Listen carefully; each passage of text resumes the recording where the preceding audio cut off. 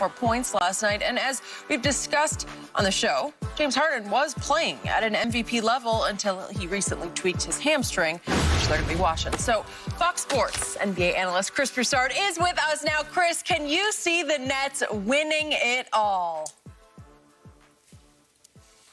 Jen, that's all I can see practically. I see that as clearly as I can see Skip's pocket square. I mean, this is an embarrassment of riches. Look, if everybody's healthy, Kevin Durant, James Harden, LeBron James, Anthony Davis, Joel Embiid, everyone. I only see one team out there that can beat the Brooklyn Nets, and that's the Brooklyn Nets. It has to be some type of implosion. Like Kyrie, he's not in the mental space he needs to be in. He gets tired of James Harden handling the ball and making the decisions. Blake Griffin gets tired of kind of being a role player. DeAndre Jordan is upset that he's not getting the same minutes now because LaMarcus Aldridge is a starter. Like, it has to be some type of internal strife or problem for this team to lose, because they just have too much.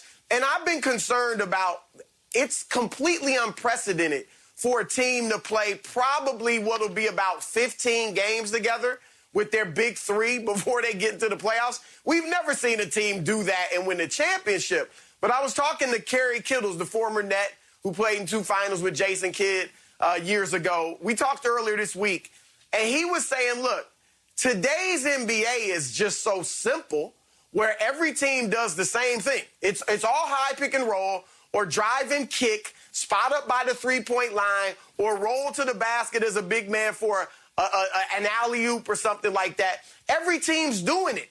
It's not like 15 years ago where some teams did this, some teams did that, everybody had different identities, and it would take you a while to develop some type of chemistry.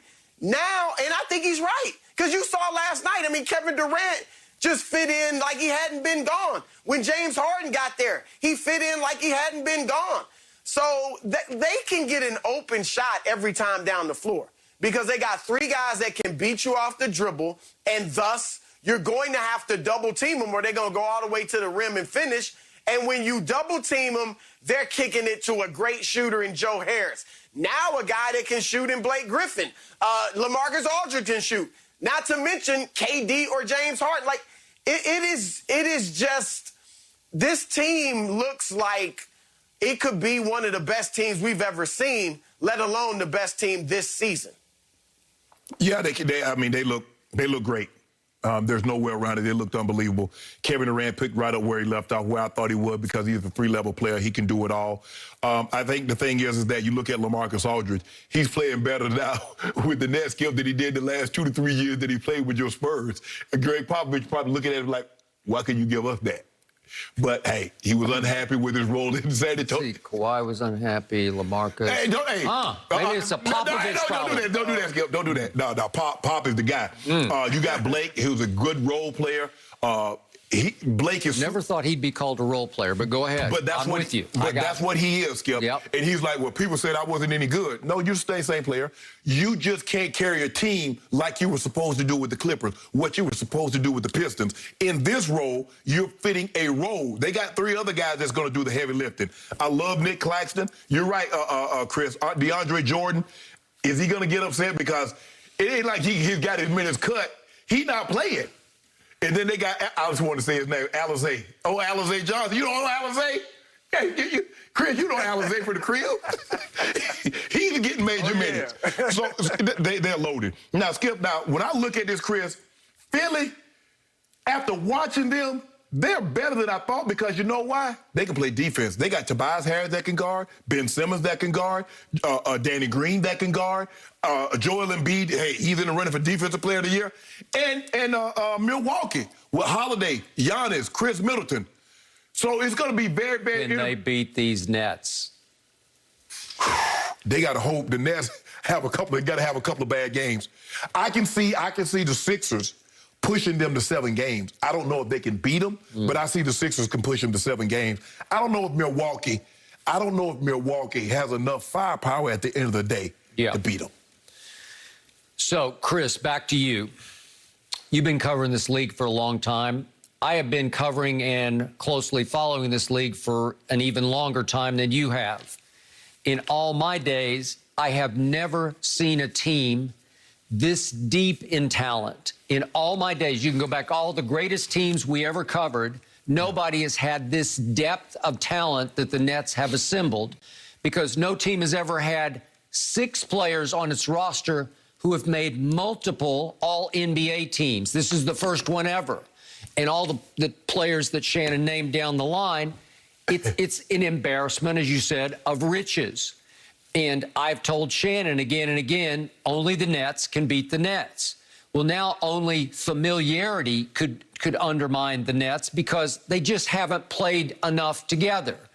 But I was just dumbfounded watching Kevin Durant, who immediately turned rust to dust last night, because he just walks in and is like, can we see that first shot? He just comes off a low pick and just runs to the elbow, and Kyrie says, here. And he just turns around and does what he always does, like he hadn't missed a beat. And he rips his mid-range elbow jump shot, which he is lethal at doing. And he goes 5 for 5, and he has 7 rebounds, and he has 5 assists, and he looked like he'd never left. And it looks like their chemistry is so natural that they're almost arrogant about it in a good way. They're just all like giggling about it. This is fun. This is so easy. It looks like the game is too easy for them, but all the pieces are fitting right before your very eyes. I just don't know if the big 3 have had enough reps together to withstand some kind of playoff adversity, because you know they're going to get faced with, they'll lose a game 1 or maybe a game 2, and all of a sudden they'll have to go somewhere else, and it's going to be 1-1 at the other arena. You have to take back home court by winning on the road. You have to show us what you're made of. You have to, under fire, show us that you guys can share the ball like you shared it last night. As Kevin said after the game, we just move bodies and move the basketball. It's easy. Well, it looked easy last night because you just obliterated the Pelicans. So my question is, I just don't know about familiarity. That's the only question I have, because if that doesn't matter, if chemistry really doesn't matter, if it's just natural chemistry, they're going to just wipe out the East, and I fear they're going to wipe out the Clippers in the finals, because it's going to be the Clippers winning the West. Well, Skip, you're right. I mean, and that's been my concern too. But as I talk to people around the league, not everyone says this, but more people than not say it doesn't matter. That them playing 15 to 20 games together before the playoffs is enough, which sounds ridiculous, because in the however long they've had basketball, we've never seen this. We've never seen it. The Celtics, when they came together, right, Ray Allen, Paul Pierce, and Kevin Garnett, they played all season together, and they got pushed in those first 2 rounds. Both rounds, they went 7 games, and then 6 in the conference finals and 6 in the finals. So even for them, it was easy. I think this team has a few things going for it otherwise. One, you can see they all are bought in, at least at this point, right? Blake and LaMarcus, they look relieved. Like, oh, the burden of carrying a franchise is no longer on me. I'm happy to be this role. That's what they look like. And everybody else, you know, they're coming together at the right time, where they've all done great things individually.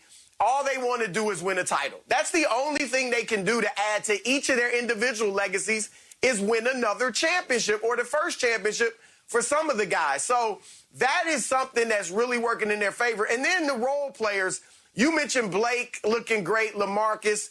It's because the other guys, they've either got 2 or 3 stars out there. It's been 2 for now.